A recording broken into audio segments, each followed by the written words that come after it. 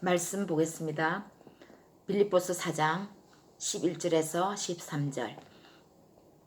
내가 궁핍함으로 말하는 것이 아니니라. 어떠한 형편에든지 나는 자족하기를 배웠노니 나는 비천에 처할 줄 달고 풍부에 처할 줄 달아. 모든 일 곧 배부름과 배고픔과 풍부와 궁핍에도 처할 줄 아는 일체의 비결을 배웠노라. 내게 능력 주시는 자 안에서 내가 모든 것을 할 수 있느니라.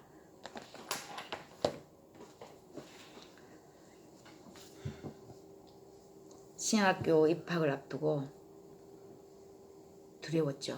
그래서 한 달 동안 거의 죽여달라는 기도를 한 적이 있습니다. 그 기도의 모티브는 예수님은 인류를 구원하셨는데 나는 뭐지? 나 때문에 예수 안 믿겠다고 줄을 서면 어떡하지? 염려였습니다. 그러던 어느 날 마음에 음성이 들려왔습니다. 그래, 죽여주마. 죽는 게 쉬운 줄 아니? 서서히 죽여주마. 그랬습니다. 깨달았죠. 한 번에 죽으려고 하는 것도 참으로 위선이고 교만이구나 라는 것을요. 그리고 또 뒤늦게 서서히 알았습니다. 죽으라고 멍석 깔아줘도 못 죽으면서 잘난 척했구나. 죽음이 뭔 줄 몰랐구나. 죽는다는 것이 정확히 뭔지를 몰랐던 것이죠. 모르기에 죽여달라고 했던 것입니다. 요한복음 10장 18절. 내가 스스로 버리노라. 나는 버릴 권세도 있고 다시 얻을 권세도 있으니 단번에 죽었다가 살아나실 수 있는 분, 그분은 오직 예수님 한 분뿐이십니다. 사도 바울은 12제자에게는 속하지 않지만 그 어떤 제자들과도 비교할 수 없을 만큼 예수님을 사랑하고 그의 삶을 따라갔던 예수님의 사도입니다. 유명한 사건 다메섹 도상에서의 일화는 그의 일생을 송두리째 받고 놓는 일생일대의 사건입니다. 성도는 이런 사도 바울을 닮아가려고 본받고자 여러모로 애씁니다. 바울에게서 가장 큰 자랑거리는 무엇입니까? 로마서를 비롯해 신약성경 13권을 집필했는데 이것입니까? 대부분 사람들은 성공한 사람의 이면과는 달리 그 모습을 보고 감동합니다. 신약성경 13권을 남겨주셨던 밑바탕, 그 밑바탕은 어디에 있었을까요? 사도 바울은 고백합니다. 죄인 중에 내가 개순이라.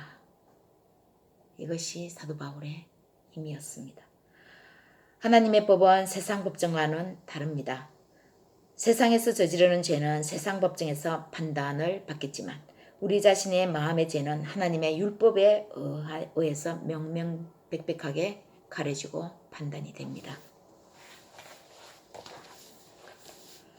죄인도 아니고 죄인 중에 괴수라고 자신을 인정하는 바울은 얼마나 크신 하나님을 도대체 만났길래. 햇빛보다 몇천 배나 더 강한 강렬한 빛, 창조자 예수님을 만나면서 바울은 이루 말할 수 없는 하나님의 존재와 마주했던 것입니다.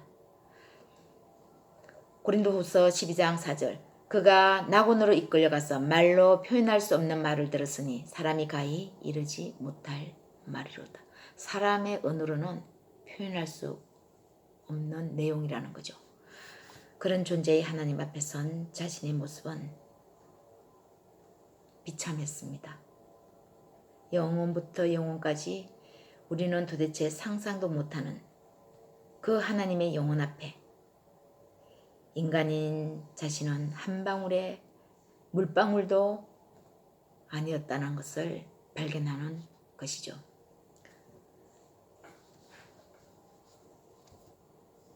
사도 바울은 알았습니다. 그동안 엄청 잘난 척 했구나. 많은 사람들을 죽였구나. 잘난 척이 아니라 잘났었습니다. 하나님의 그 빛으로 비춰보기 전에는 잘났었죠. 마가복음 7장 20절 23절 20절에서 23절 사람에게서 나오는 것이 사람을 더럽게 하느니라. 속에서 곧 사람의 마음에서 나오는 것은 악한 생각 곧 음란과 도적질과 살인과 간음과 탐욕과 악독과 속임과 곰탕과 흘기는 눈과 해방과 교만과 우매함이니 이 모든 악한 것이 사람의 속에서 나와서 사람을 더럽게 하느니라. 성령의 열매 9가지와는 정반대인 인간 본연의 모습입니다. 바울은 이러한 자신을 햇빛보다 몇천 배나 강렬한 영혼의 빛 예수님을 마주하고서야 비로소 자신을 알게 되었습니다. 어떻게 우리가 우리 자신을 알 수 있겠습니까? 자기 자신을 알 수 있는 사람 있습니까? 내가 죄인 중에 괴수라. 디모데전서 1장 14절에서 15절 우리 주의 은혜가 그리스도 예수 안에 있는 믿음과 사랑과 함께 넘치도록 풍성하였도다. 믿보다 모든 사람이 받을 만한 이 말이여. 그리스도 예수께서 죄인을 구원하시려고 세상에 임하셨도다. 죄인 중에 내가 괴수니라. 하나님은 사랑이시고 소망이십니다. 하나님은 당신을 사랑하는 자에게 자신을 나타내시고 그를 가까이 하십니다. 하나님의 경우에는 그 강렬한 눈빛으로 사랑하는 그를 가만히 쳐다보십니다. 여러분, 영원하신 하나님 앞에 우리가 내세울 것이 있습니까? 우리는 그 위험 앞에 하나님의 그 엄청난 존재 앞에 하나의 점에 불과합니다. 우리가 마치 100년을 살아서 아주 긴 세월을 살 것 같을지라도 하나님의 영혼에 비춰보면 그냥 한 점에 불과합니다. 은혜, 예수 그리스도를 만난 것입니다. 예수 그리스도 그 한 분을 얻기 위해서 그동안 쌓아왔던 그 모든 것들을 싹 없애는 인생 작업은 이제 사도 바울에게서 시작되었던 것이죠. 처절한 바울의 고통이 느껴지지 않습니까? 그동안 돈 들이고 시간 들여 쌓아온 업적을 예수님 때문에 하나 둘씩 버리고 없어지고 이뤄져가는 바울은 많이 외로웠을 것입니다. 때로는 의지적으로, 때로는 타인에 의해서 그 외로움을 누가 알 수 있습니까? 그 어떤 사람이 그 외로움을 함께 공유할 수 있겠습니까?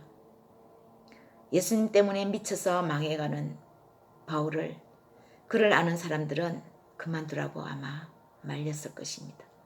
그러나 성령님은 하나님은 포기하지 않으시죠. 그리스도의 인내의 성령의 열매는 그 모든 것을 감당해 나가는 데 충분했습니다.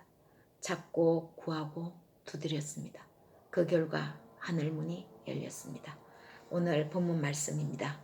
빌립보서 4장 11절에서 13절 내가 궁핍함으로 말하는 것이 아니라 어떠한 형편이든지 나는 자족하기를 배웠노니 나는 비천에 처할 줄도 알고 풍부에 처할 줄도 알아. 모든 일 곧 배부름과 배고픔과 풍부와 궁핍에도 처할 줄 아는 일체의 비결을 배웠노라. 내게 능력 주시는 자 안에서 내가 모든 것을 할 수 있느니라. 사도 바울이 능력받았습니다. 드디어 하나님의 능력이 임했습니다. 하나님이 우리에게 예수님을 왜 보내주셨습니까? 이 세상 그 모든 것에서 종노릇하지 말고 그 모든 것을 수용하고 받아들이되 그것에서 자유할 수 있는 마음, 영원하신 그리스도 예수 안에서 어떤 현실도 수용하고 다스릴 수 있는 이 힘을 사도 바울은 얻었습니다. 얻은 것입니다. 저에게도 소망이 이것이었습니다. 죄인 중에 괴수라는 고백하게 해달라는 기도. 예수님 한 분이 내게서 온전케 해달라는 소망. 무모했죠. 참으로 어리석은 것 같습니다.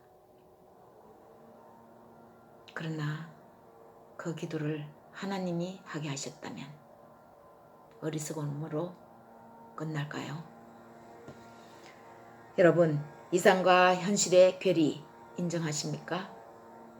인정해야 합니다. 지금의 상태에서 하늘과 땅만큼의 큰 차이가 날 수도 있습니다.